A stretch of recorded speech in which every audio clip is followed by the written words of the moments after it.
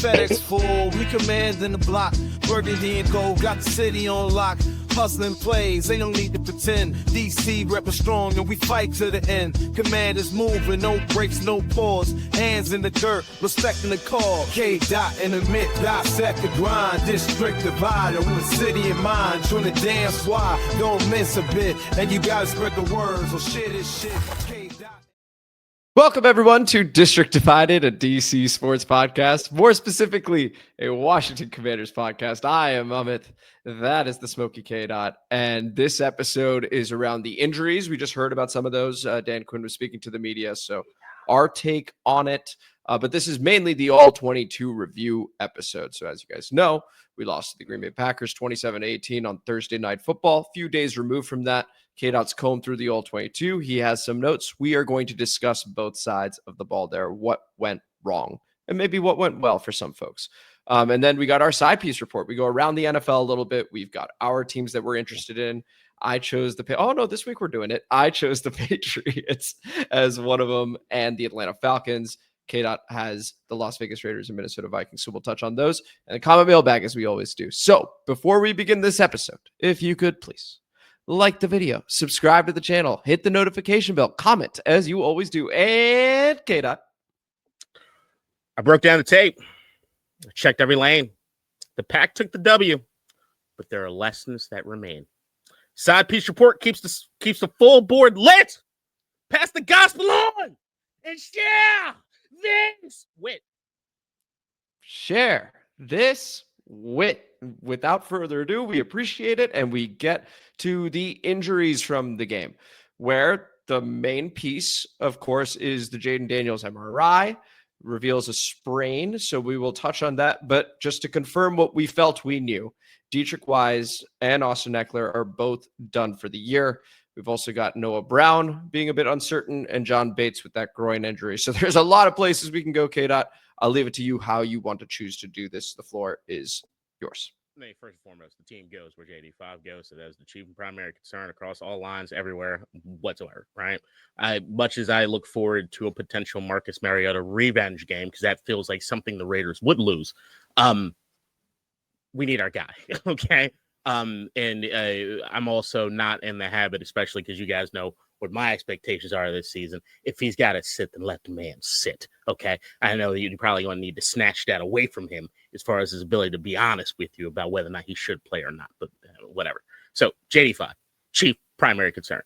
Every other injury sucks terribly. Like Deatrich Wise has been one of the standouts as far as on the defensive line, especially in these spot territories. So as we'll go through the All-22 and everything, he's probably, I mean, as far as just having moments that like leap off the tape, and especially kind of like unexpected moments, he's just been so solid. Like it just doesn't. We're gonna miss him. Austin Ekeler, as far as what he brings to the running back group, especially after they just jettisoned Brian Robinson, might be a problem.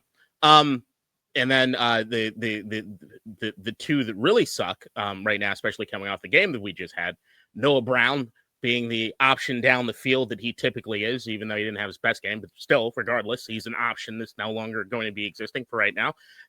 Or hopefully he's back. We'll see, but it doesn't look likely for this week.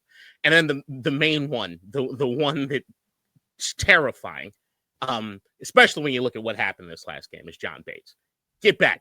Please get healthy and get back. We need you, son. We need you back. It sounds like we're about to find that out in the All-22 review in just a moment. So I will just touch on Austin Ekeler being out, which is obviously huge. He's a big part of the special teams, as well as being the starting back of the committee that we have. He's able to break tackles. He's able to get extra yardage when we need it. You saw it in the New York Giants game. Horrible to lose him. Absolutely horrible to lose him. Wishing him all the best in his recovery because he's been injured a lot. So is it a career ender? Don't know. It was also the final year of his contract with us over here. Deatrich Wise had signed a 1-year deal and was frequently one of the first people, if not the first person to arrive, yes, even before Jayden Daniels, to the facility, onto the field. And so we're going to miss him too. 2 really big losses over there. And then with Jayden, I will echo what my co-host has said. If he needs to sit, he needs to sit. This isn't the emotionally charged rookie year 1 versus 2 Caleb Williams, Jayden thing where it's like, he's going to play. He's going to do what he needs to. It's week 3. It's an AFC opponent. If he needs to sit, he needs to sit. There are some increased expectations this year. To manage those, you need to manage your players. So even if he's going crazy, being like, I want to play, I want to play, I want to play. I love that from him. That's his job to do that. It is the coach's job to then assess accordingly whether to actually play him or not. I would be fine with Marcus Mariota in this spot if that ends up being the decision. So with that, let's go over to the All-22 review featuring our very own K-Dot. Shit, I hit the wrong goddamn button. So we're doing getting the kinks out, man. I'm kind of nervous. It's the All-22 review on District Divided. Bitches!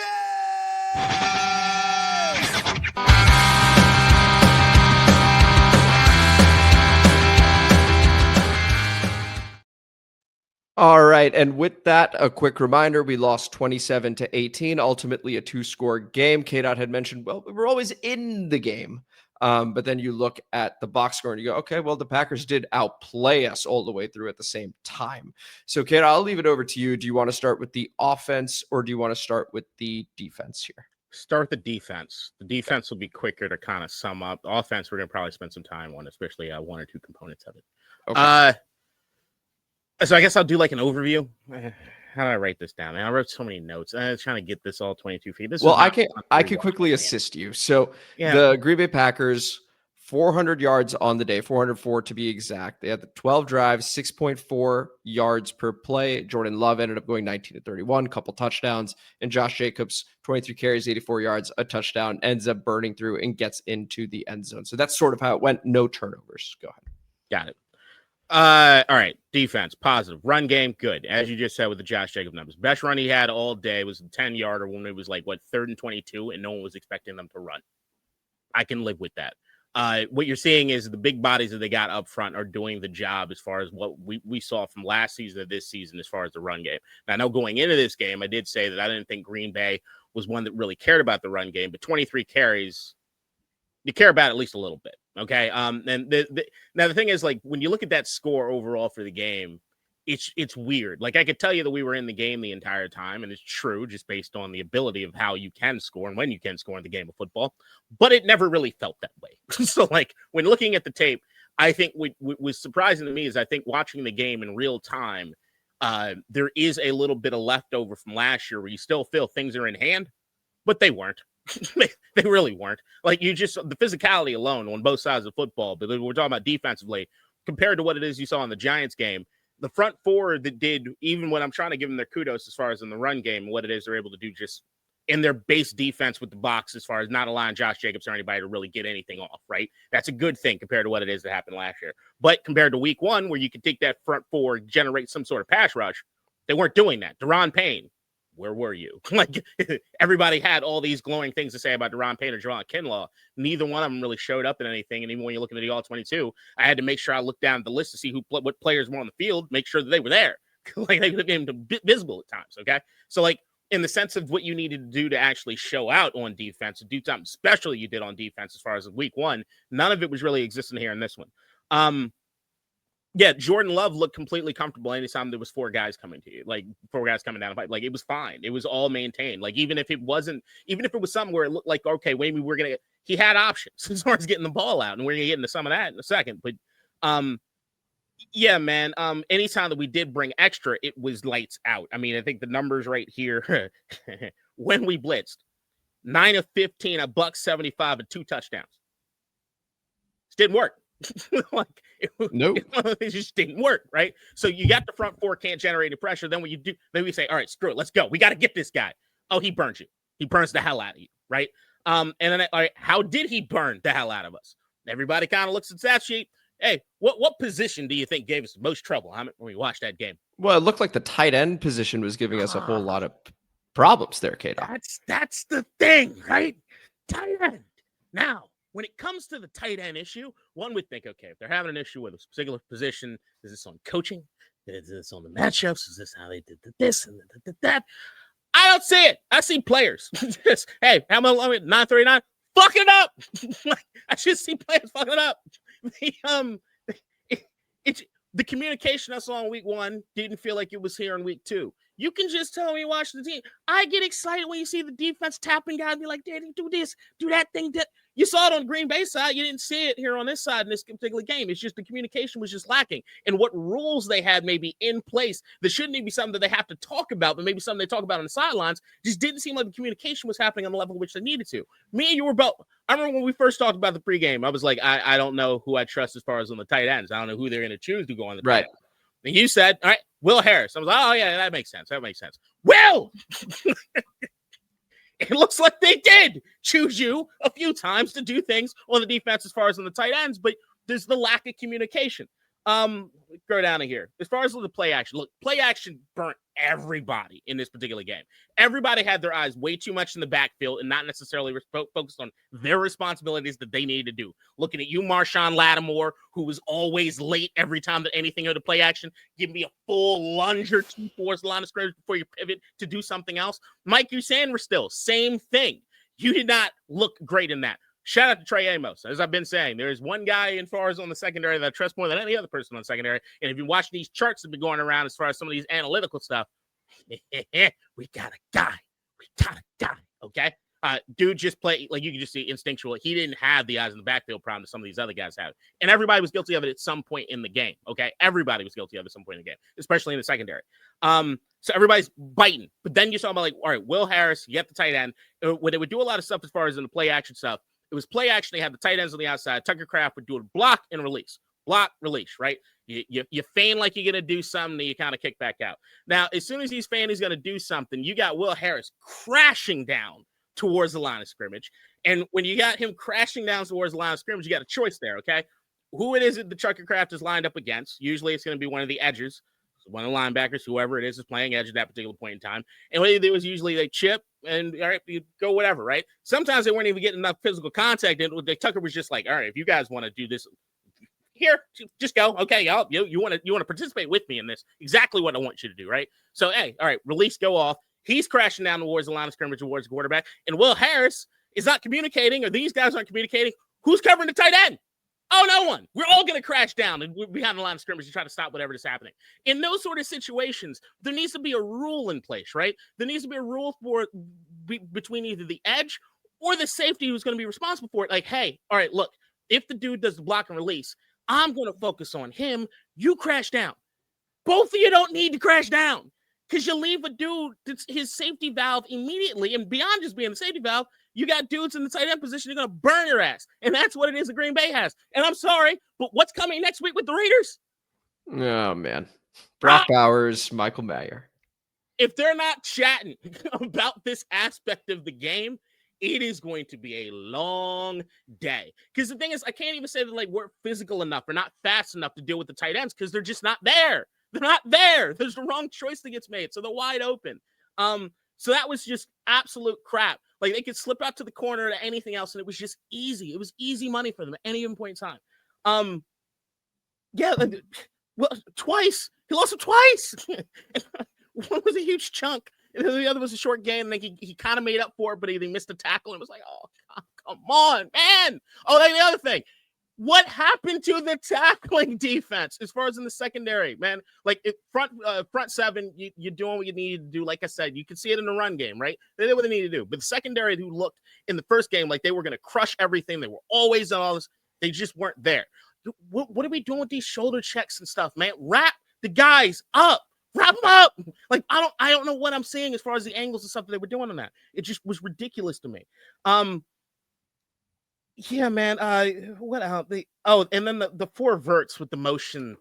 Oh, they bring the tight end or they bring the wide receiver in motion. He goes across, and he usually line up like neck. He usually lines up like an almost like semi bunch, like behind the tight end or what have you. And then we just don't know what the hell to do. Like as soon as that, who's responsible for what? I don't know. And we're always late. We're always late. It's everybody. They go in motion. Our guy goes in motion. I think you've seen what I saw, which is everybody taking the longest goddamn way. They go around and go to get in position on the other side. But as soon as they were doing the motion, nobody knew who it is that they were supposed to take care of and at what depth and how to follow the seam the right way. This is where you got to hand. I got a question after this. Please go ahead. And in this particular situation, the one that I see as far as we were in a 2 deep set, Micah Parsons still Not his best game, dog. Like, just not. Like, I wasn't impressed. Like, It didn't look like it when watching. It wasn't a good game. Just wasn't. I'm telling you, the only person in the secondary that I can look at and be like, all right, you took care of what you need to take care of. The guy playing his second ever NFL game. That's cool. But it's natural. That's what I'm saying is like there's stuff with Trey Amos that just looks natural. Like it's unfair. These guys just don't have instinct like he has instinct, it seems. Yeah. I mean, first off, he just looks great in that number 23 on the outside. Just dripped a little bit, got some ice go. He looks great. My question is going back to Dan Quinn and Joe Witt's Dallas days. Yeah. So Matt LaFleur seems to be pretty good when it comes to playing against man coverage. And more specifically, he does pretty well against Dan Quinn and Joe Witt. Do you think this is just a bad matchup in terms of scheme? No. I was looking for that. I thought that was going to be the case when I came into this game. Is that it was going to be, okay, they just had things for us that just weren't there. I just see guys screwing it up. I see a lack of communication and a lack. But you don't think that's like schematic? You don't think it's Matt making sure that his players are in a position that the players are screwing it up? Okay. I mean, I see Matt. No, here's the thing. And this, the grand scheme of things and what I should have started with more than any other thing in this entire segment, Green Bay's good. They're damned good. Maybe they're good, but they're hitting a hot streak. But I'm telling you right now, that defense, if that team plays the level at which they're playing at this particular point in time, if they just work on the run game just a bit, they are Super Bowl. They are going to win the Super Bowl. I have no doubt in my mind about that. Once again, maybe they're just on a hot streak, but whatever it is they're doing right now, nobody's messing with this. No one's messing with this. And you'll hear me really, I'm going to glaze the hell out of him when we start talking about the defense. I know. No, Jeff he's good at what he does, man. Like, there's a lot happening. Their players are nice. Yeah. But so like we want to say the four first. Even Bobby, I don't know who's responsible for what. It's like the busted coverage. It looked like it was Bobby on the really long Tucker Kraft one where he turns late. Right. He's late. Yeah. Right. He's late. That's what I'm saying. Everybody's eyes not necessarily where they need to be, and everybody's focused on the responsibility we need to. Now, I don't know if Bobby's expecting at a certain point that it's going to get sent over to somebody else, because I don't know if somebody else is out of position. To me, it didn't look like schematically. Like, I was really, really looking to see if that was the case, because I think Eva came in the post show and said, hey, maybe Dan Quinn is just afraid of Matt LaFleur at this point. I didn't see anything in the scheme itself that showed me that he is just got us dominant. If we did anything correct as far as in the tight end stuff, to even give Jordan Love some just make it harder for him. The game's different. The game's completely different. When you were watching this, and we're focusing more on the pass game, guys, because K-Dot said, hey, run defense looked good. That's the positive. So we're focusing on the negatives. That's good against the Josh Jacobs. We can talk about some of the other guys that like got rushing plays. We're talking about the Josh Jacobs piece, and he did not do it. So what I'm curious about defensively is we know that we want to play more man, at least with the corners that we have. Yeah. I was curious if while you were watching our defense, you noticed a contrast between when we played man versus when we played zone in this game in particular, where you were like, oh, thank goodness we played zone, for example, or like, no, neither. No, I don't care if you play in zone, if you play, I mean, there's certain aspects of zone where if you're in the wrong place, maybe it's a little more forgiving depending on what you're looking at. But at the end of the day, if the missed assignment is the missed assignment, if a guy's just going to be left completely open when there's supposed to at least be a body on him, what are you going to do? Fair enough. Any other thoughts here on the I don't think there's anything in Dan Quinn's defense that lets, hey, leave those two guys open. Sure. There I agree. There I agree. Any other thoughts here before we flip the script? Like I said, man, pre-snap, every time, especially going in the Raiders game, one guy goes after the QB or the running back, whatever you want to decide, and one guy goes after the tight end. That should not be something that's figured out in the play.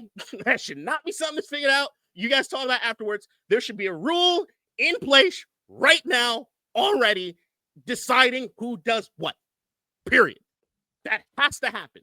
And I also really like to see the edge get a legit hand on the tight end before they're going where it is. Von Miller, come on, you're future Hall of Fame. Make it happen, dog. I did see a couple clips of that just didn't look particularly nice, where he just sort of ran around. And just of course, it's too late by then. It's Luvu and look, Von and look. it's gonna sound so mean, but I did have this thought come across my head. They both look like dogs trying to chase a car, but don't know what they're gonna do when they get the car. Like it's just locked in. Vaughn looks like a much older dog, like, but Luvu just pit bulling out there, man. Like it was clean it up. You gotta clean that up. And then also when it comes to like those 4 verses, you talk about Micah, carry the seam first and then pass it up. Like dude, we've got to follow through and know what the plan is on the next step, man. The communication. You guys got to know how each other play to get things right. Because right now things are just getting left for the offense to do whatever they want to. That can't happen. And right now with the Raiders coming up, they are uniquely positioned to do exactly what it is that Green Bay did if Geno Smith wants to have a good game. Is it safe to say, because I've got written here, clean it up. I've got written better communication, knowing what to do in certain situations, and tackling. Jeez, this is bad. Is it safe to say that we got outcoached on this side? Once again, if the coaching aspect is, if you want to tell me that the coaching is responsible for making sure the players are communicating at the level at which they need to communicate, okay, I'm with you. Okay, got it. I don't think it's schematic. Fair enough. Right. But you still need to make sure that they feel comfortable enough out there. They talk about it all the time, right? Making sure that they're not thinking out there. We saw it last year. Yeah. We saw it early last year. They struggled with this, and then it got better. And then even if it got better, there was just deficiencies as far as talent on the defense that made things hard, right? Looking at you, cornerbacks. So, like, there are... I don't like things being cyclical in this way. One of the reasons that I like Dan Quinn is I'm a believer in somebody that learns from their mistakes, and I don't like things happening over and over and over again. So, yeah, if there's a communication issue happening on the secondary that bleeds into, I didn't see week 1, this might be the aberration. If I see it next week or any week after, then you're going to start seeing me harp on the defensive coaches, what's happening in these rooms. Okay, cool. So that's that side of the ball. Let's go ahead and look at our offense, which did not look like its usual self against a defense that picked up Micah Parsons that was already quite good, and maybe not a lot of people knew that, but they got to see it. The entire nation got to see it on Thursday night. So, K-Dot, on this side of the ball, positives and negatives. I don't even know if I'm going to go about it that way. Okay. You do what you want then. Because I don't. All right, I can start with positive. Green Bay's defense is otherworldly. These dudes, like, it's otherworldly, and it's not like they're so fast. Mm-hmm. Like every time I type in the Green Bay defense or try to look at anything, there's a lot of they're the youngest defense in the league, and it's like you can kind of see if it's just youth means speed. They got it in spades, dog. Like it's just it's pure just chaos. I mean, it's a reason that even before Micah Parsons came to Green Bay, they were already kind of looked upon as one of those darling kind of, hey, they just didn't have that no. Right. It's Jordan Love. It's like you start looking at things as far as some of the defense goes, because you look at some of the other guys on defense. I mean, you look at those linebackers, between Cooper, who's a dog in this game, between Quay Walker's a dog in this game.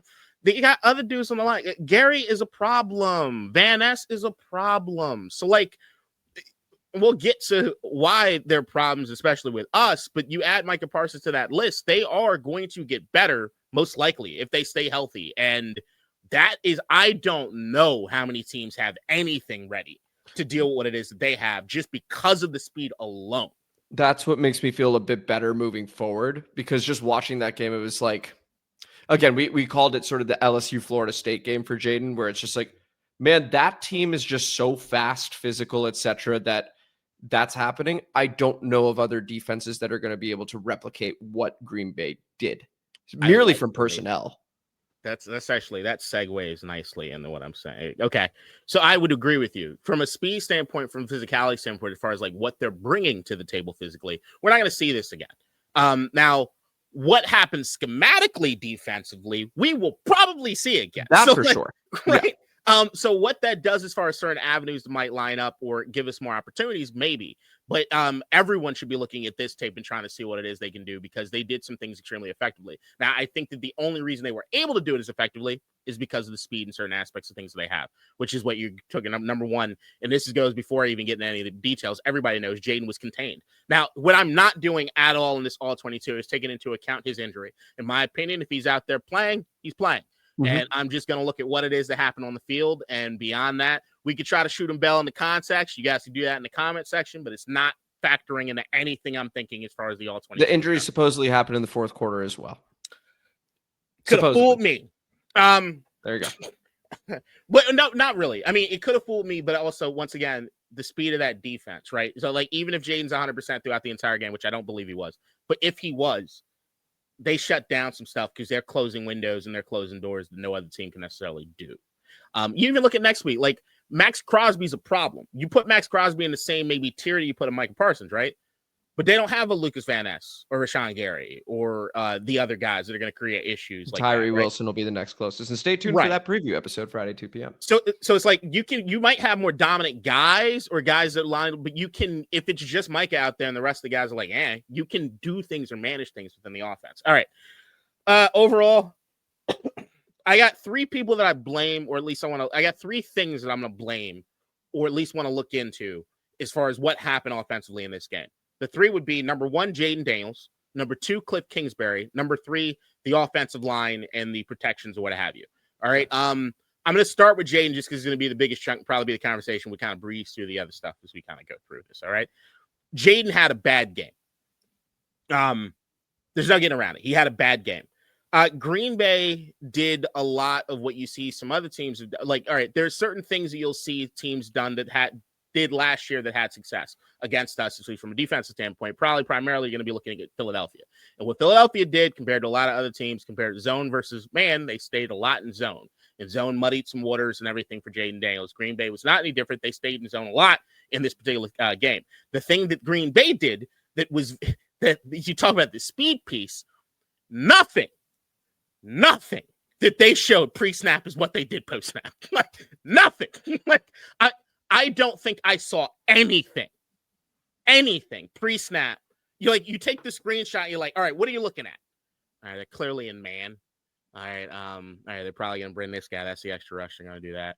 And then the play snaps, and you got guys just fucking hauling ass to wherever it is they need to be. And immediately it changes. And you're like, oh damn. Like, if you're reading the defense and like if you thought, all right, if they show me this is where I'm going with the football. No, sir. That's not what it is. So processing piece, right?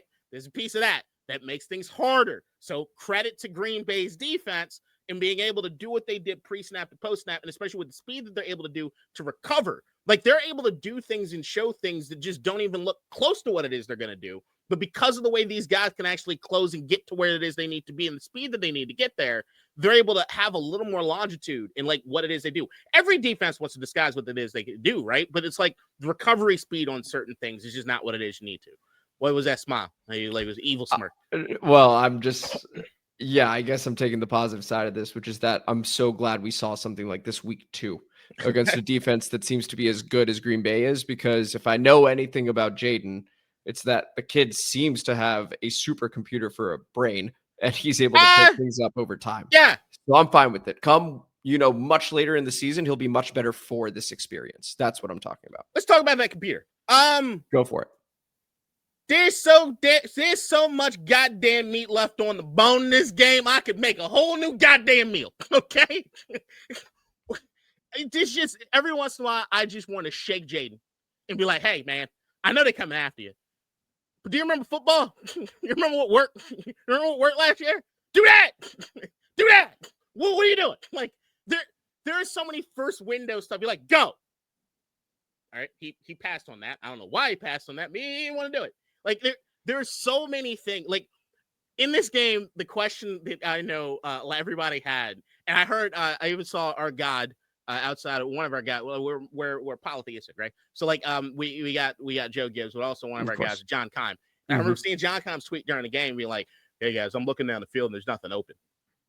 True, to a certain degree. There is time to hit on the timing plays. If they boom bap, there's stuff there all throughout this game. Period. Point blank. Every time they got in a man, true man, which was rare, but when they did it, there is opportunity. That's the opportunity. Exactly. They so rarely do it, but when they do, you have to capitalize. You got to hit it. And they were there. They were right there. And Jayden's just like, I'm not doing that one. There's a choice. Like, once again, He looks frazzled this entire game. That does not look like he's polished. It does not look like he's comfortable.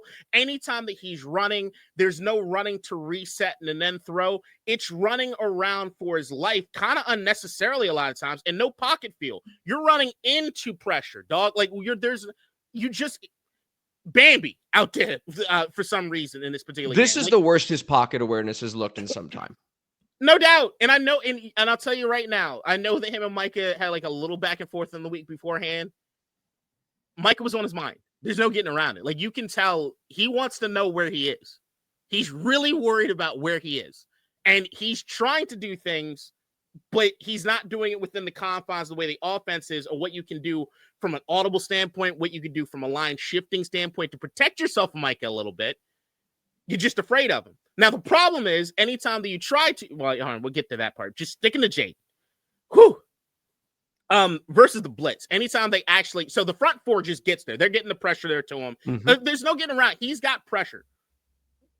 It's not an easy day out there, right? I don't want to make it seem as though because he had the first window throws, and it's an easy No, we have day. high expectations of the kid. You have high expectations, but you got to hit those. And then you talk about that timing piece to shoot him a little bit of bell. This is where you start getting into the Terry McLaurin not being there. This is how many reps that they had, how much preseason time they had. A lot of this feels like timing. There's a reason you go 2 weeks in the season. And who are the most targeted guys? Zach Ertz, Debo Samuel, Yep. Austin Eckler, the guys he has timing with, right? There's no time. There's no boom, boom, bap in this at all that he needs to have with like Terry. Terry does.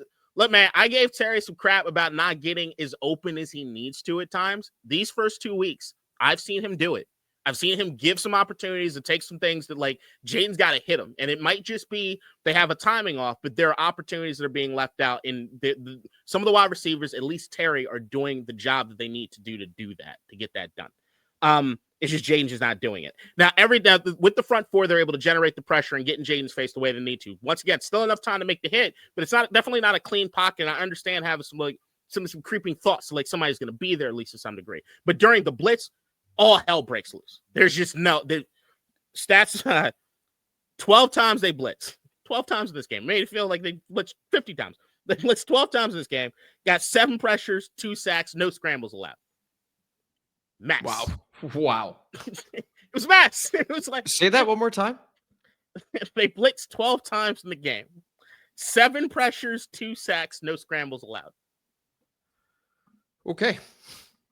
Nightmarish. Like, I'll tell you when they brought the extra guy, because once again they're faking everything pre-snap, right? So it's like you get your piece of paper out, and you're like, all right, you count this. That's not. You kind of get excited, like, when are they going to actually bring somebody? And then when they do, you're like, never do that again, please. Like, it's just chaos. And when you talk about chaos, it goes into like that's the Jayden piece. That's everything I got to say about Jayden. This is just, it's not his best outing. Cool. Yeah. Right? We all opportunities agree you need to take them. And the thing with the opposite, first window throws do not mean checkdowns. Checkdowns not your first window. I thought, I'm not going to lie, K-Dot, watching that game, I thought this was going to be even worse for Jayden. So considering we stopped here, I'm good with that. Seriously. Oh, no, I can get into his checkdown Charlie bullshit. All right, fine, I'll be a little meaner. That's the point. That's the point of the All-22. No, it's not the point. I'm medium guy. Man, I'm not going to spend my time. I'm not turning you into the anti-Jayden guy, to be clear. Not the I just want the anti-Jayden truth. It's a piece that I said last week, and it's a piece that you're going to have to reckon with me, especially if we're going to go to side piece talk about J.J. McCarthy, you son of a bitch. Fine, go ahead. This felt like Jayden LSU that I had problems with. Like, this is everything that I had a problem with Jayden with. He's been extremely evident in these first 2 weeks to me. Like, so right there in my face. And it's why everybody's like, dude, this is not the Jayden we saw last year. And it's like, I know. I thought we were. So name some of those things. What are some of those things that you saw? The home run. You have the first window open. Take the shot. What are you doing? Especially if you know that the pass rush is getting to you, especially if you know the pressure is there. The best thing you can do is get rid of the damn football, man. Like we saw in week 1, he's holding on the football entirely too long. There were times at LSU where remember the big thing about LSU was he gets hit entirely too much. And may I remind you, the most hit quarterback in the first 2 weeks of the NFL season is Jayden Daniels. Right now, it is, yeah. Right. So, like, this is what I'm saying. Last year, He proved me completely wrong. I was here saying, dude, how many times I come in here and be like, yo, everything I had a problem with at LSU as far as like him looking down the field when he was running, or like him actually getting rid of the football, or him as far as the middle and intermediate throws, like he is nailing every single thing I thought was going to be an issue. Thank God for VR. Thank God for the fact that he studies or he does all this kind of stuff. None of that stuff is present right now. He's not hitting the first window. He's holding on the football for too long, waiting for the deep shot. Even when he's holding on the football too long and like waiting for the deep shot, and he's got a clean pocket, because he missed the first window and Green Bay's good, the coverage gets there.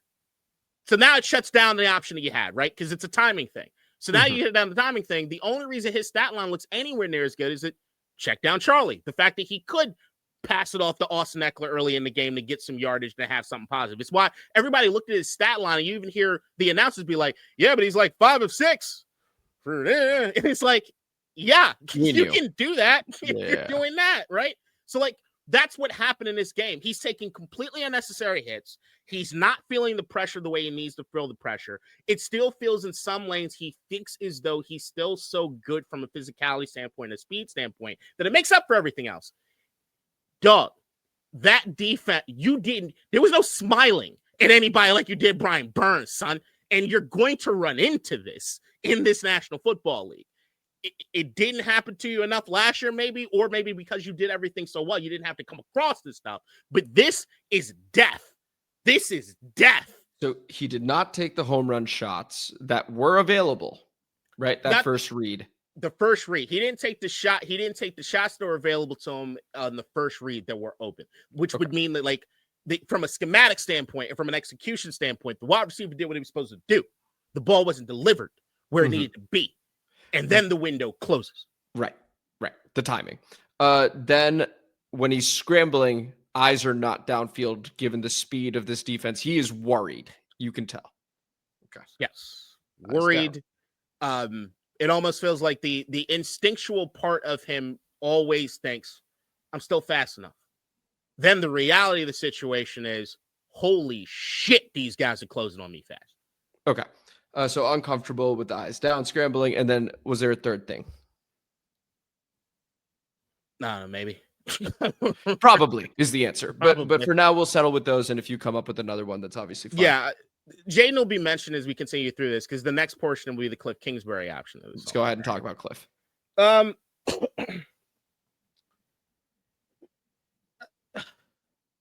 The first thing you mentioned when we did the post-game show was the amount of run. Yep, in 12. This particular game. Why? Yeah, you must ask yourself why. Now, the answer to why, if I'm going to shoot anybody some bail as I get started in this, is the John Bates of it all. Now, I think what people don't understand about John Bates and what it is that he is the best blocking tight end in football, and George Kittle exists. That's how good he is. You just maybe you don't see it, but he matters, and he played 9 snaps, I think, in this game. Is that all? I believe so. It's either 9 I'll or 19. pull it up. I'll pull it up. I remember 9. Still, it's not a lot. The thing that John Bates doesn't get enough credit for is what success you're going to have when running downs early on because of what he's able to do when it comes to blocking. So there is an angle of like, maybe Cliff just thinks, hey, if my guy's not in there that I think we're going to be able to execute, I'm not going to try it. And I don't like that philosophy. And I get not having John Bates in there is a different thing. And I think that you can see the first time that Austin Eckler gets like really stuffed. 9 snaps. 9 snaps. Yep. The first time that, and I don't hear anybody talking about this as much as I need to be talking about it as far as the John Bates piece. Yeah. Remember, what was my top priority this offseason? John Bates. Thank you. John Bates. Out of everybody, including Bobby, including Zach, John Bates. Yo, dog, he's a problem, man. So on early first down success, like you see John Bates is out, Austin Eckler gets just swallowed, and I think Cliff's like, okay, so we can't do that. And it's like, nah, man, the reason you got Bill in there, the reason you got Jeremy McNichols, or as you said, you should elevate Chris Rodriguez, is we got to keep doing it. Like, you have to keep doing it. Even if it's not working, even if you're getting stuffed, you got to do something to keep the edges. It's something honest, dog. Yeah, it's not just the yardage. Right. Like, and it was at some points, I was kind of like, at some points watching the All-22, I was like, dog, even if you got -6 points, or 6 points, -6 yards, I'd run it 3 times here and just punt. Just to do it, like just to show that, hey, we're gonna do this sometimes. Like that was the thing. So like when it comes to the Cliff Kingsbury of it all, because of the lack of the run, or when you see those 12 runs and there wasn't really a game plan to it, what ends up happening with Cliff is if you rewatch this game, just from a standpoint of your Green Bay's defensive coordinator, you can call run or pass. You can call run or pass this whole game. Because the only sign they ran were on like the most obvious running downs. And it was so completely telegraphed that it was just like, these guys are just pinning their ears back and just doing whatever they want to. It's why every time you saw the snap, it felt like Green Bay was just otherworldly in positions they needed to be in just automatically. It's just everything seems so telegraphed. And there are certain things that just, so like that, the lacking commitment as far as the run support, just going pass heavy so early, just you set up everybody to fail with that. And it's like that's I don't know what that game plan is, but it's not feasible. It's just not gonna work. Yeah, it's anything is. I'm not even asking to get like 30 carries. It's like just enough and in a way to keep the edges honest. Can we get them to stack the box. To 20? That's 8 more. Right, like just 20. Like you want to see that, and like maybe it was in the game plan, and they thought Jayden would have the 10 rushes on top of it. That's so dumb to do this early. I would just disagree with that. I understand the result happened, so it's easy to coach hindsight, but like, come on. But I will say, without John Bates there, it is just running to keep them honest. The success piece of this probably not going to come the way you think it's going to come. So you're worried moving forward, of course, with John Bates out. Yes. Okay. Like how did I feel about a rushing attack coming in this season? No, you hated it. And that's with John Bates. Right. Like, what do you think I think about him without John Bates? Ben Sinnott got 3 snaps. Would have thought he would have gotten a few more than that with John Bates going down, but he can't block on the same level that he can block. And clearly, in this way that he needed to. And in the other piece, then we'll get to the offensive line piece of it because there's some other stuff. The tempo stuff, man. I don't know if I said this on the pod because I know I said it the day of the game, and it might have been because I was on like a Google Meet watching with some friends, and it's just a weird way to watch a game. Felt very 2025, but it also felt lame as shit. Like we're gonna Zoom to watch football together. It's just weird. Tempo to me is a hurry up offense. It's a let's keep the tempo going, right? I consider what we did for most of the game, or at least when it was like it was no huddle, right? Not tempo. Tempo versus no huddle. Right. And it's like, you're still moving pretty slow. Like any rhythm you think you might have from a timing piece, which is like what Jayden might need, is not happening when we slow everything down the way that we're slowing it down. When you don't have 2 or 3 plays queued up, and we don't have to give giant personnel changes to get some things moving in some sort of direction, right? It just didn't feel like that. Like it felt as though it was this, hey, we did high tempo last year, right? You guys remember that? Yeah, right. What do? You don't huddle. Right. Got it. Oh, are you supposed to do something else? You supposed to move faster? No? Is that the only thing? That's what it felt like. Okay. It's like, what are we doing? If you're going to do the up-tempo stuff, then you got to do it at a clip that actually works. And you did see we had some success when we actually got into a rhythm, got into a tempo. But guess what? Way too late. And you did. And at that point, there's just not enough. There's not enough time. There's not enough time to get in the rhythm of what you need to get into before you know Green Bay is going to adjust. You know that's going to happen. Right. So like, yeah, man, it was, and that's the other thing is you go no tempo, especially against a defense that's trying to not show you things and they get into other things. You know what no tempo does or up tempo does? It doesn't allow them to disguise anything because they have to be in the position they're in. They got to react right then. This was an entire game where the defense dictated to us and we said, okay. But that's where first down is so important. We keep talking about how important it is to win on first down because if you get 5 yards and then you go no huddle 2nd and 5, well, okay, playbook's open, right? And no, look, man, it's the same. When we get behind the sticks, it's hard. It's just Jayden having to be hard the for hero. everybody. But like, man, it feels specifically like we're hard win for on us. First. Yeah, it's like you then have to ask Jayden Daniels to be heroic ball because once again, like I've been saying, like none of you guys agree with me. I just don't think the talent's there all the way through, right? So like, if you're asking him to do that nonstop, you got a team that's basically shutting them down. You're not going to have any success. You're not going to win any games. Like that's just what it's going to be. So like, if you're going to do tempo, do it with a purpose, not because you do it. The screen game, Cliff, I'm disappointing you. Like the screen game to me has been so pedestrian where it is that like you got Austin Eckler, you got Deebo Samuel, you got Ben Sinnott, you got Luke McCaffrey, you got Terry McLaurin, you got a bunch of dudes that you can line up all over the place to just diversify whatever it is you're doing with the screen. One of the things we usually talk about when you got a defense want to pin their ears back and you got the edge rusher to really want to close in on shit is run some screens. Now, what you did see in this game is the 1 or 2 screens that they did run because we telegraphed everything. They were in perfect position. But the other part that you start realizing when it comes to a screen, if you're looking at a base defense that's best against screens, is it zone or is it man? It's zone. And the reason it's zone is depending on what side of the field you're on, you got more bodies than the other team has. And that's what happened constantly. Green Bay's showing man. They're like, all right, fuck it. Yeah, we're gonna go screen on this. Oh shit. We got 4 guys, they got 6 guys. God damn it.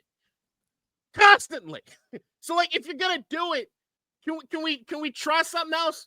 Can you get like the tight end to drop down? Can you just show them different wrinkles to just make it confusing? The thing that I love the most about the offense is the Swiss Army knife nature of the offense. And if you're not going to take advantage of that fact of it, what's the point of having the guys? What's the point? And we lost one in the process. Yeah.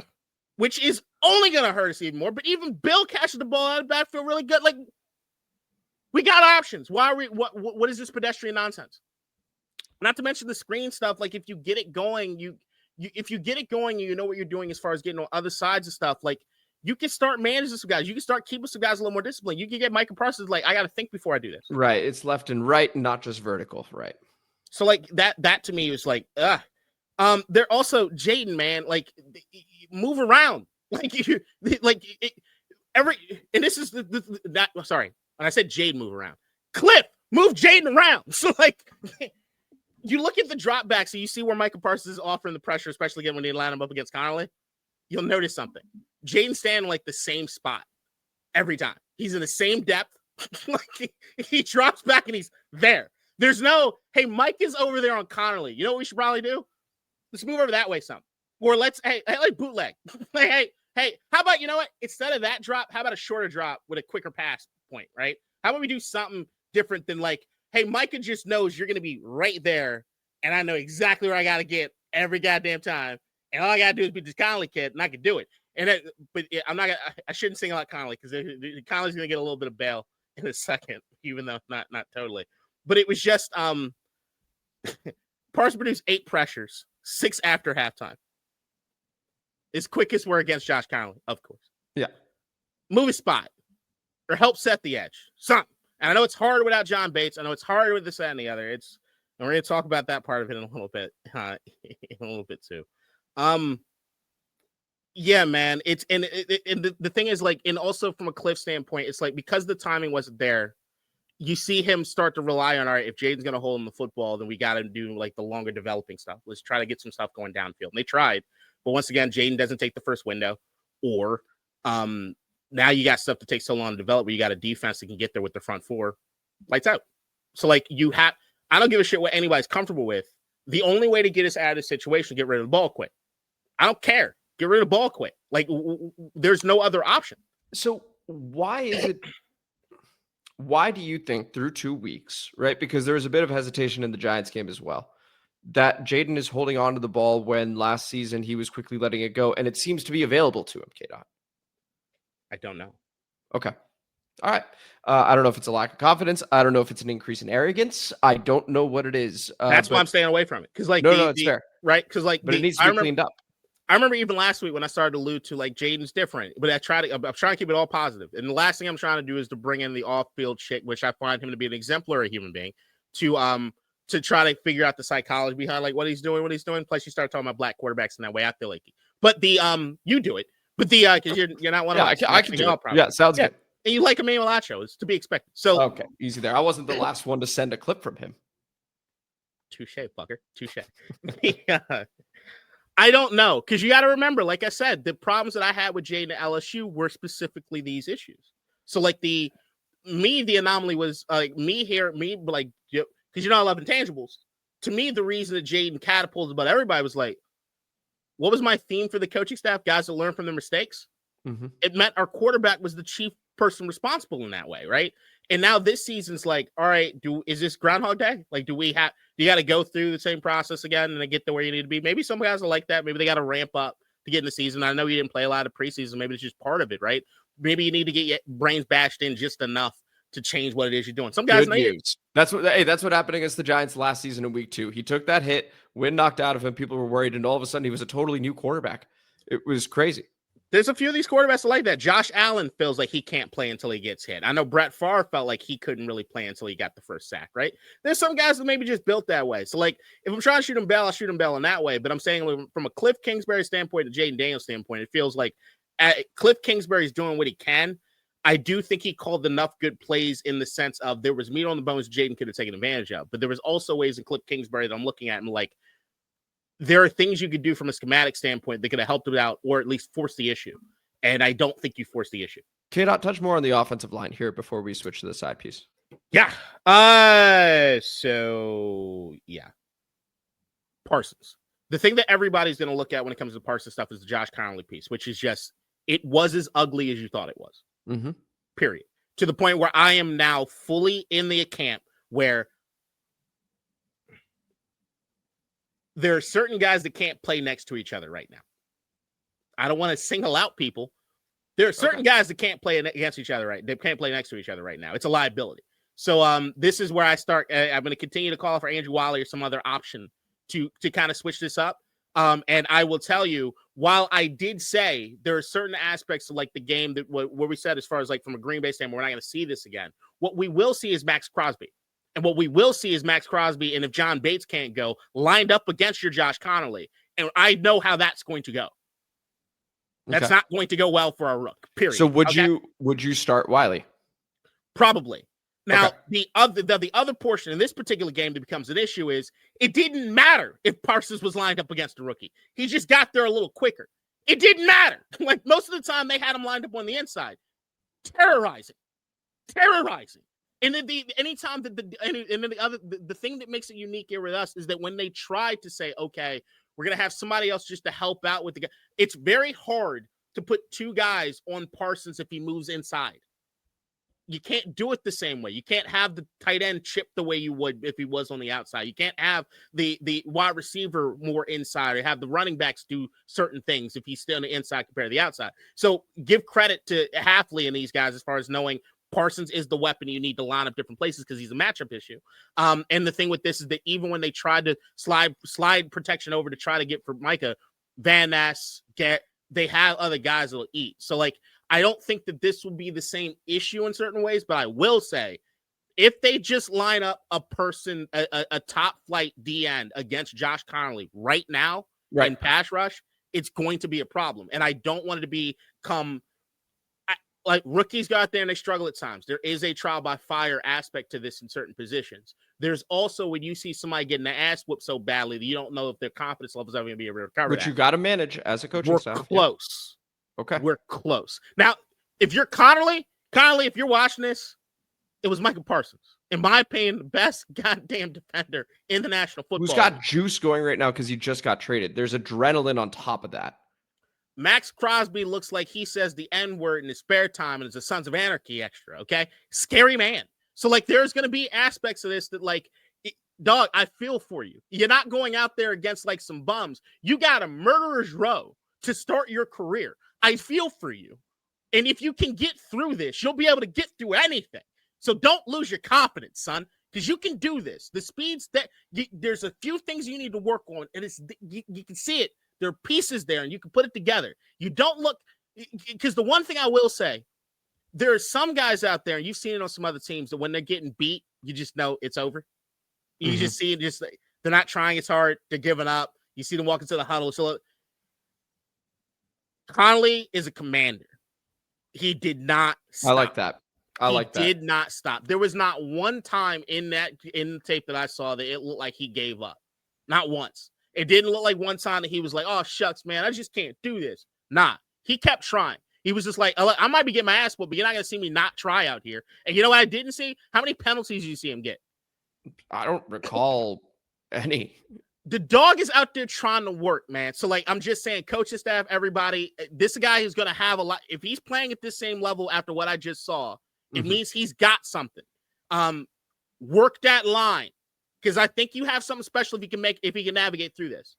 No, that's the most encouraging piece for me, is his attitude when something like this is happening. He's also transitioning, and people need to remember this, from left tackle to right tackle. So he goes from a position in college that he's comfortable at, does well at, and is suddenly on the opposite side of the line as a professional. And he goes against Burns, Thibodeau, Abdul, Carter, etc. And then Micah Parsons right after that. And then Max Crosby. And next is Max Crosby. Trial by fire. Okay, so let's see what the coaching staff ends up deciding to do. Based on what you just said at the very end, I would say if you want to start Wiley, maybe you start Conerly, but you rotate, right? Like I've been all about a rotate. Yeah, like Brandon Coleman is what we did. Please rotate him. So then a rotation, I think, is fair considering his attitude from what you just said. I think let him play, but maybe it's a rotation to help him out, right? It doesn't need to be on an island every single time. And with John Bates out, who could maybe help a little bit on that side also at times. Yeah, you got to find ways to help the kid. Yeah, like the answer next week, if John Bates is there because of the fact that they don't have the second guys or the third guys on the defensive line, they could do what Green Bay does or even do what New York does, right? Is just put Bates on the side with him. It's like just give him some help there. Every once in a while, let Crosby do his thing, and the ball's getting out in like 1.5 seconds, right? But like beyond that, I'd start to look into a rotation. Final question here before we switch over. Was there an offensive lineman that you went, you know what? Actually had a good game amidst all the chaos, or was it just bad all around? Everybody got beat. Tunsil looks like the best guy out there. Okay. Well, that makes sense. That makes sense. Yeah. That he would look like the best. And it's like nothing looks like it's like he had the penalty, but everybody was laughing at it because it was like Tunsil's the guy. Like Tunsil does look like he's the anchor of that offensive line. But there's a theme. Tunsil might be doing mostly his job, but if the rest of your line's not doing the job, I don't know if it's on Tunsil or whatever, but I don't like that that's what happened in Houston. Yeah, because then all of a sudden he's doing a little bit more, and then that can result in penalties. We were impressed with the offensive line for us last year, right? Mm-hmm. There's a difference now, and I just don't want it to be a bad thing because I do think Tunsil's a dog. So like, let's get this shit going, guys.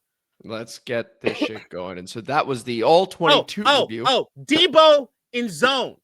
It's a cheat code that's not getting used. I had a feeling. You got to figure that out. I had a feeling because if he gets a little bit of space, then he's impossible to bring down. I was wondering. The only way to do it is timing or Jayden on the move but looking down the goddamn field. Luke McCaffrey and Debo Samuel should be zone murderers. That's the thing. So when we were looking at zone, I didn't say it because I had a feeling he just wouldn't play much, and lo and behold, he did not. But this was an opportunity for a Luke McCaffrey game, just because he does find spots in zone. There. So, all right. Well, there's meat on the bone, Jayden. There's meat on the bone. There's meat on the bone, Cliff. You can play some of these guys everybody. Because like Dan Quinn, why are they tackling? What's that commander stuff? What are they doing? What are they doing out there? That's on you. That's on you. The All-22 review featuring our very own K-Dot. It's the All-22 review on District Divided. Bitches!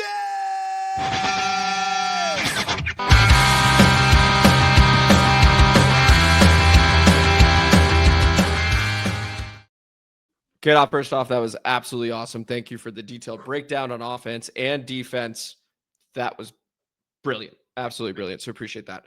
Onto the side piece report over here, where you will see that all our teams are now 1-1. I was off to an absolutely awful start, but then the New England Patriots did something they hadn't done in Miami in quite some time. Win, which was great news. It was a crazy game, but Drake May looked better than he did in week 1 against K-Dot's Las Vegas Raiders. Antonio Gibson, blast from the past for us, ends up having a kick return for a touchdown.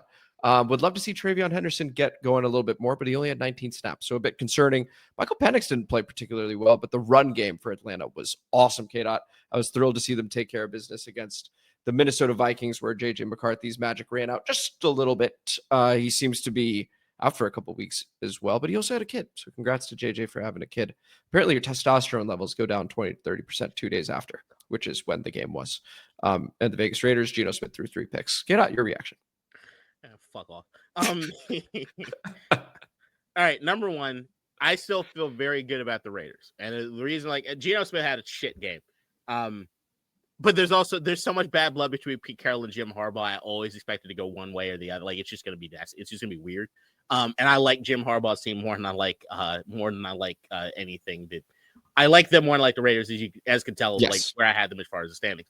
But that being said, I still think the Raiders are a feisty team, and there were certain aspects of that like you could see certain glimpses of in that game. It's just they couldn't get the ball to where it needed to get to, and that defense for the Chargers like came alive in some way that I didn't expect them to, especially the secondary in that game. So it's sick. It's supremely talented, and the tight ends and everything, and I still feel good. Once again, AFC West to me is just going to be beating each other up. I'm all for it, but that's like they're gonna make each other strong as they get in. I'm dragging this out as long as possible. You ready to talk about the other team? Yeah. I'm saddened. I'm happy for JJ and having his week 1 stuff, even though y'all a bunch of hating ass motherfuckers, boy. I was not hating. I was saying for 3 quarters, all of Twitter was like all over him, and then he's the hero. He's Jon Snow, and then he goes to, "Oh, we knew you were a piece of shit anyway," and it's like, shut up. Like, I feel terrible that he's getting hurt. I'm rooting for Carson Wentz like crazy. I'm really hoping that Carson has like this. I want this team to do well because I think that JJ is in a better position if they do well. Okay.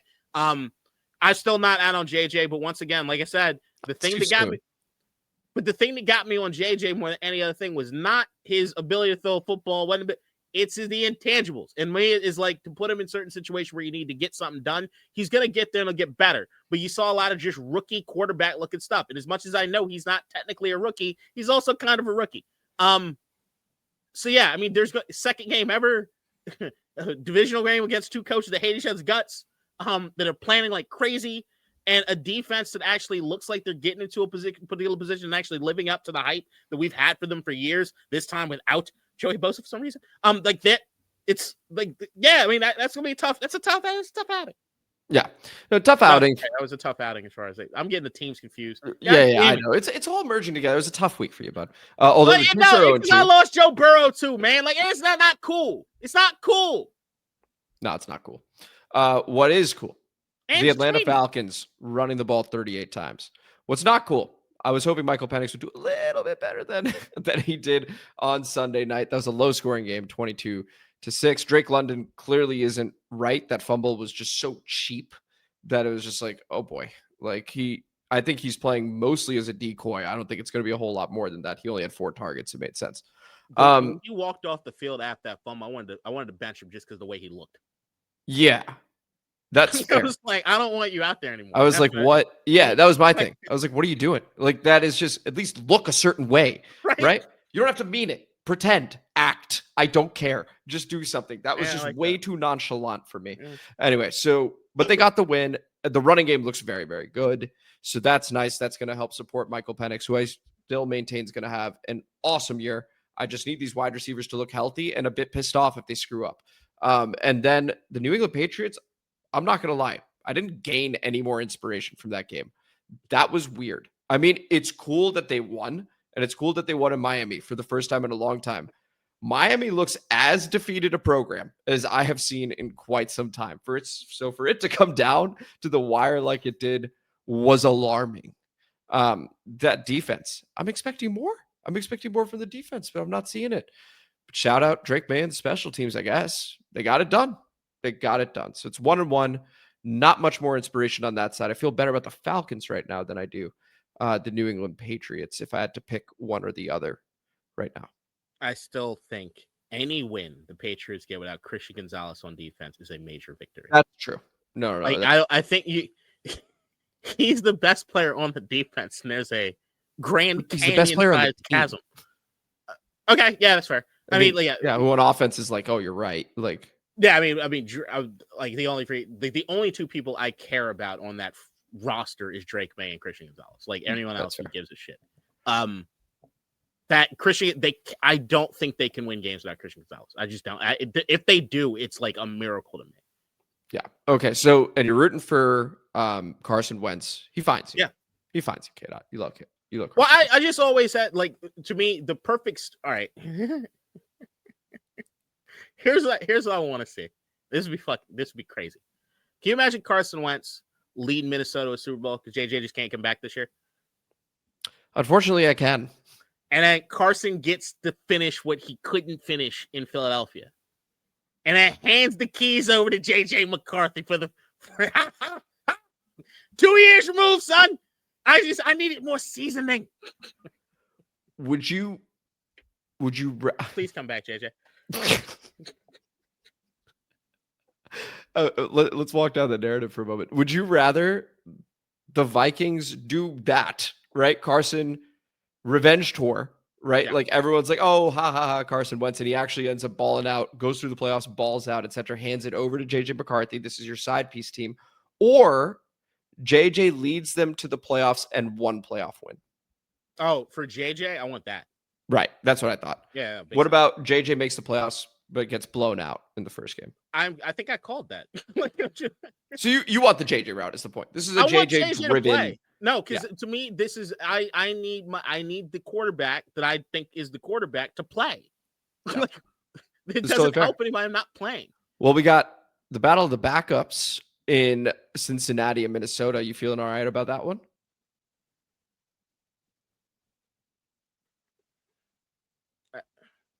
I'm really wondering when I have to pick up Jake Browning in my fantasy team. Like, Interesting player. this Minnesota's deep. Doug, this is a mess. It's a mess. This is a mess. It's a mess. It's a mess. Also, you notice like all the quarterbacks have J's. Yeah, Like, actually, yes. Yes, I have noticed weird. that. A lot weird. of them. The only one that's hurt that isn't J is Brock, which doesn't sound like a real name. His real name start with a J. Like, it's a great line. Or like James Brock Purdy. And what about the Raiders? You got to be feeling good about the Raiders this week, K-Dot. Unless on the deep dive I see something different, and I know that I saw what it is I saw this last game. The only reason I picked the Commanders is if Marcus Mariota plays and it's the revenge game, because that's, like I said, something the Raiders. That's a Raiders loss for sure. Raiders just thing the to way do. it happens, It's right? the Raiders thing to do. It's a Raiders culture thing. But if Jayden has to try it out there and he's not feeling 100%, which I don't think he'll be 100% with him this week, I don't see us winning this game. Okay. Well, that's a little preview over there for you guys. And then for me, Falcons are going at the Panthers. Feel pretty good about that. Steelers go to the Patriots. Don't necessarily feel good about that, although I don't know what's going on with the Pittsburgh Steelers right now. They're giving up a lot of points on defense and special teams. Bit strange, but we'll see. That was the side piece report. Any final thoughts there, Kate, before we move to the comment mailbag? Get healthy, JJ. And congrats. I want that too. And congrats. So get healthy, JJ. And we go to the comment mailbag featuring an intro from our very own Nikki. Comment mailbag time, motherfuckers. District divided, ain't got time for no suckers. Spread the word, get in line. OGs and new G's, it's your time. And spread the gospel, cause this shit is divine. Yeah. All right. Thank you as always for that intro, Nikki. Beginning His with real name is Brock. Who Yeah, of names course it kids is. Brock? I thought it was a nickname. I could have. I would have bet it was a nickname. Well, that's why I thought it was funny.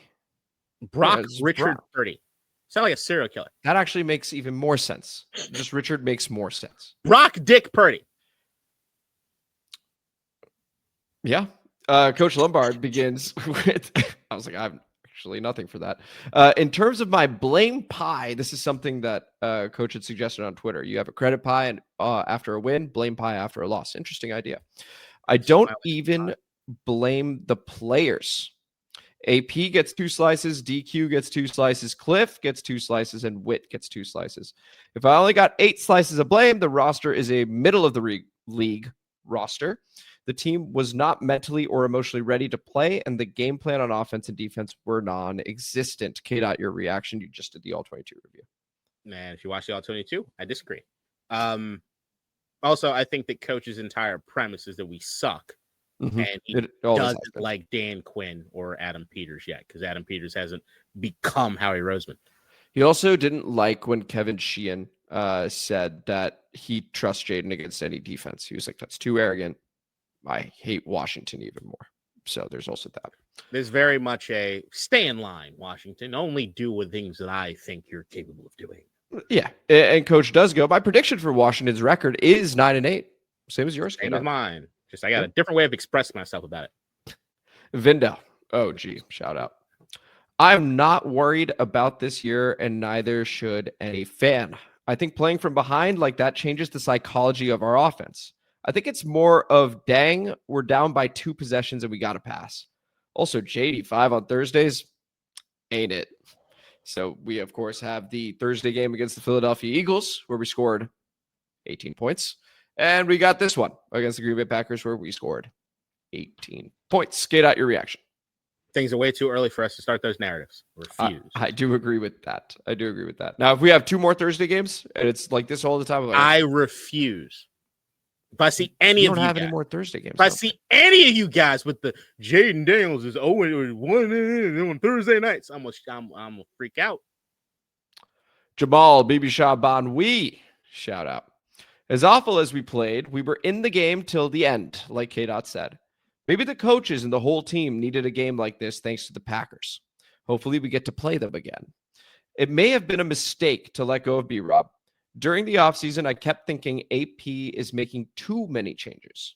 It may take a while for this new group to gel together.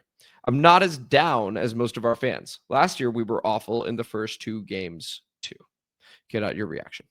Not feeling awful about the team either, because there are certain things. I never really had a lot of faith in our run game.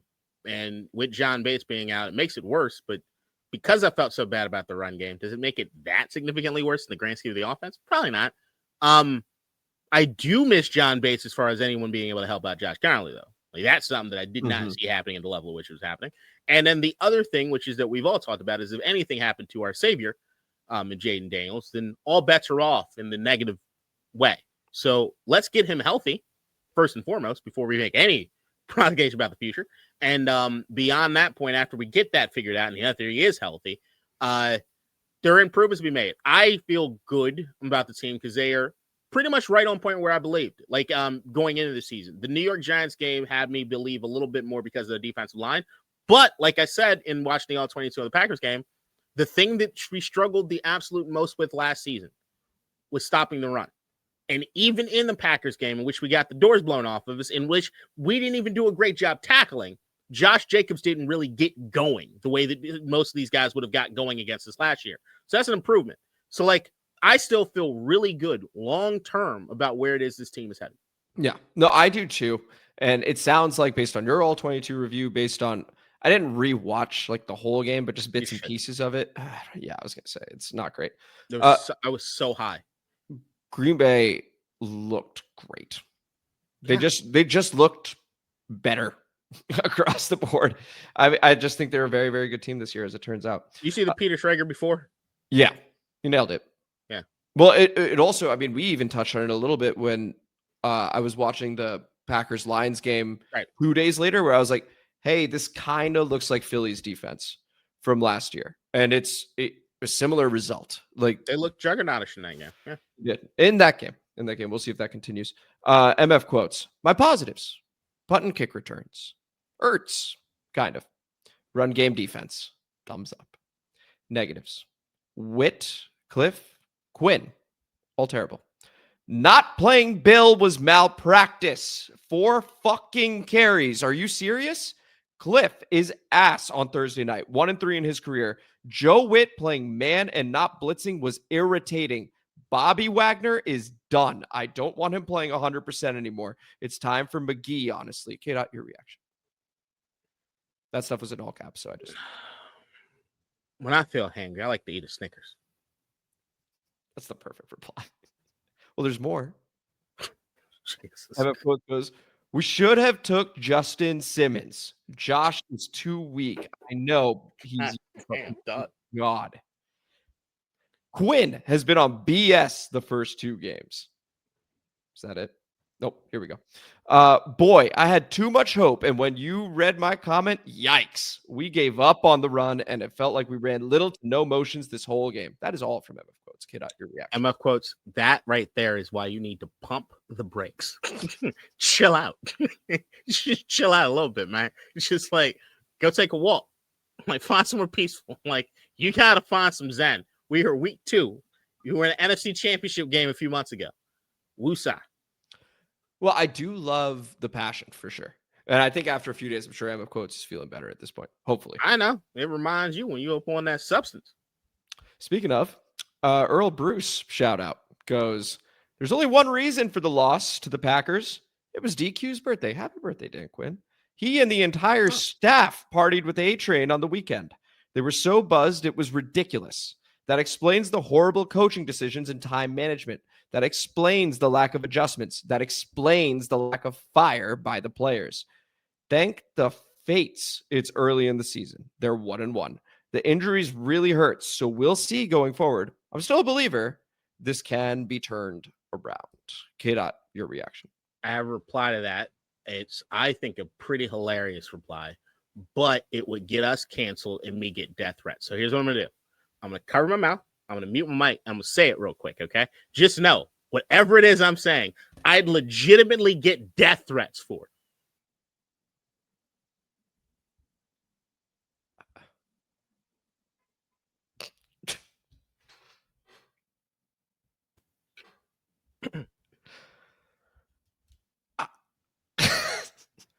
Earl, I'm just going to let that sit because that was honestly pretty masterfully done. We go to DS Tasteless. Shout out. My prediction was 27-17, but the Redskins went for 2 for no reasons.